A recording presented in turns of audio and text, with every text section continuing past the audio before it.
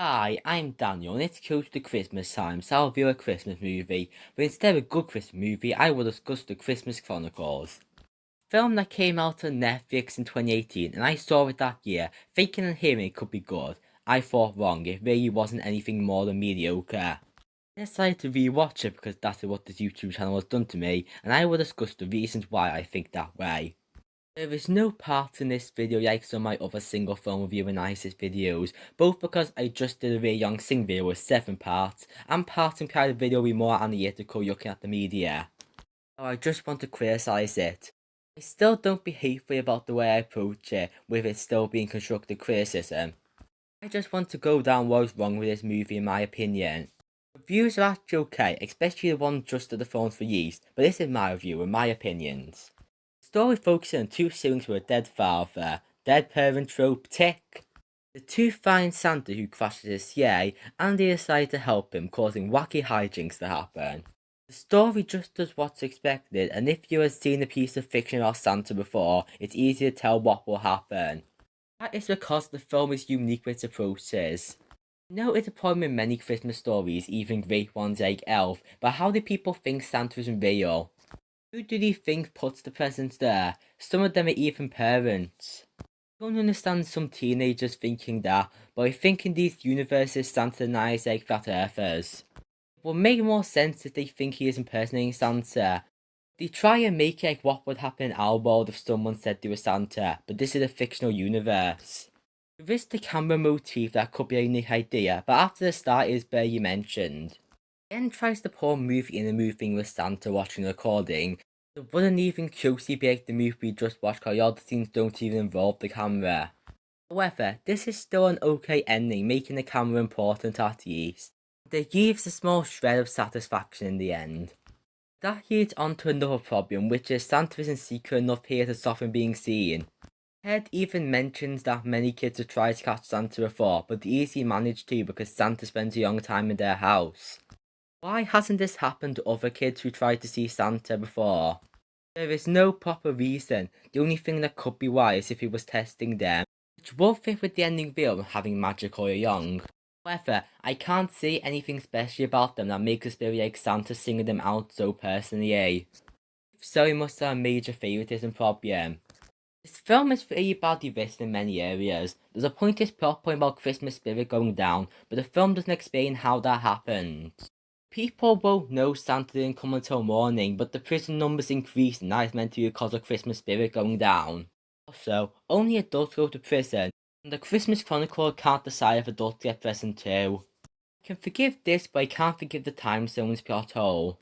Different countries or places have the time be different. Mention this fact and no one writing this realised that. The sun rises at different times around the world, so there's no one time when Christmas finishes, like is presented as the film. This is a major issue, and with how much the time thing is built up, I don't buy that Santa went around most of the world in less than an hour. I want it to be a video using maths to figure out that even with the speed shown in the final hour, it will still take Santa like 3,000 years or something to travel around the whole world. There is the idea with the hat reveal, where he said that the hat makes him magic, but that is actually untrue. That he knew he could do it all young. It also doesn't make sense for him to be all-knowing for ending up risking so much on this. Somehow know everything about all 7 billion humans at once, but I can accept that. Story and writing for the film isn't good for all the problems that I just stated. I find comedy in this film really bad. That is a subjective thing that I often just mention in one sentence, but in this type of video I can further elaborate. Santa keeps complaining about how Santa is drawn fat. This is peak comedy and so funny, especially the 5th time it's repeated. Santa yucks and sounds like a criminal, so he is sent to prison and sings very funky song. This film can tease the swear word, it's not your typical Hallmark Christmas movie, despite being one in every other way. I am obviously not target audience for this humour, and I mean no hate to people who find the film funny, but I don't. Visuals are good in comparison to other pre-COVID streaming originals, and I can imagine this being in theatres. Cinematography is pretty good with the use of different shots. The use of aspect ratio change could cater to using an older camera. However, the problem is everything is too dark most of the film. It is intentional because it's nighttime, but the lighting still looks ugly. There's a way to make a dark sky light, but this doesn't even try making it clash with the tone. Also, the CGI incorporation is very bad, both on its own and combined with the live action. Just look at these elves. Now onto the characters. Kate is a generic optimistic kid character that I have seen too much. Ted is also generic and is unlikable for some of the film. Gets development later, but the reason why he was so unlikable is he missed his dad, but that is not a good enough excuse in my opinion, because a lot of people have their family without treating their live family badly. We need more healthy sibling relationships in media, especially opposite gender ones. Throw in a mild good thing amongst negatives is the list of who is a believer actually mean believing yourself is an interesting plot point. Still needs to be expanded on more, but I like the idea, and how the gift Ted gets ties to it. Santa is actually okay here for having personality. He isn't that funny and I can tell he's trying to be a wacky sarcastic Santa at the same time, but I can't see how his character can completely make the move for someone. The elves are terrifying for the way they're designed, and the film tries to point out they're cute before they attack people. They are not cute, and in my opinion, minions are good, it's just the over-advertising copies that are awful. The characters are just uninteresting, same with the film overall.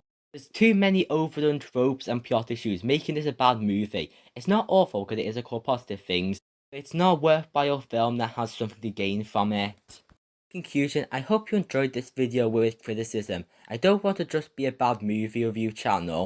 It can be interesting to use that approach to its points with a piece of media such as this.